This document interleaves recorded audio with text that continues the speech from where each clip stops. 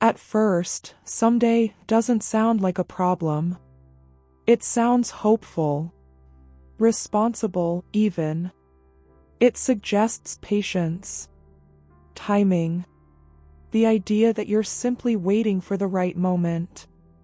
But slowly, without resistance, someday stops being a future and becomes a substitute. Not for action, but for presence. And by the time people notice, entire years have already been replaced. There is no collapse when this happens. Just a quiet postponement that keeps expanding. Most people don't choose to abandon their lives. They delay them. Not out of laziness, but out of caution. Someday enters as a reasonable compromise between desire and fear. You don't say no to what matters. You simply say later. Later, when things calm down. Later, when you're more prepared. Later, when conditions feel safer. At first, this feels responsible. Life is busy. Obligations are real. There are timelines to respect, expectations to manage, systems to navigate. Postponing feels like maturity, like discipline. And because nothing is explicitly rejected, there's no immediate sense of loss. But someday doesn't stay neutral. It slowly reshapes how time is experienced. The present becomes something to endure, not inhabit.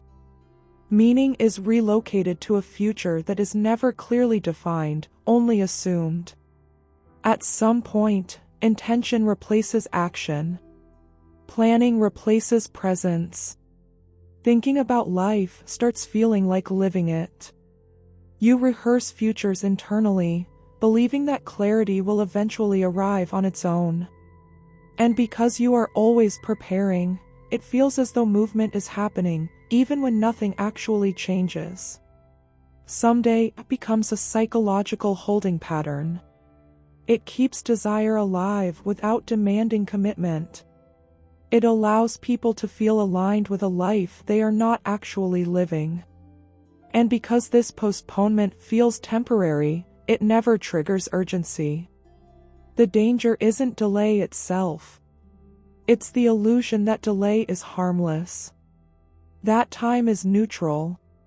That meaning will wait patiently while everything else is handled first.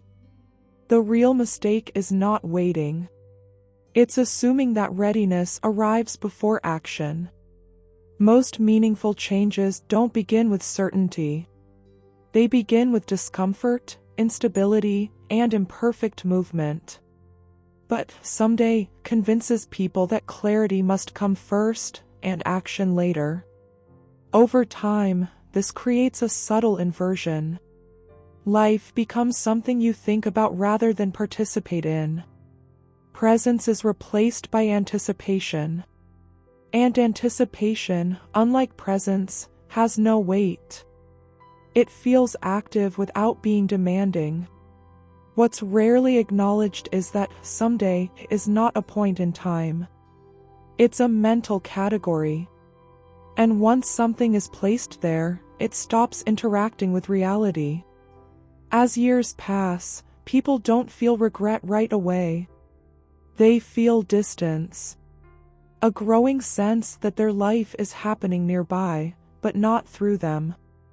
They stay functional, responsible, busy, but increasingly detached from what once felt personal. This detachment doesn't announce itself as sadness. It shows up as dullness, as reduced emotional range, as a quiet sense that time is moving faster than expected. And because nothing dramatic is wrong, the feeling is often dismissed. But postponement accumulates. Not as failure, but as absence. The longer life is deferred, the harder it becomes to recognize when it's actually happening. Eventually, many people realize that someday it didn't protect their life. It replaced it. What was meant to be temporary became permanent by default. And the cost isn't that dreams were shattered. It's that they were never fully entered. Nothing collapsed. No clear mistake was made. Life simply became something remembered instead of experienced. And by the time this becomes visible, the habit of postponement feels natural, even necessary. The most dangerous thing about someday is that it feels responsible. It sounds patient.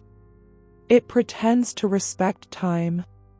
But in reality, it removes life from the present and stores it in a future that never arrives.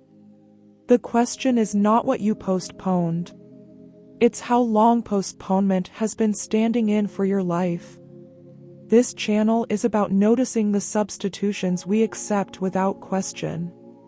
Not to create urgency, but to restore presence.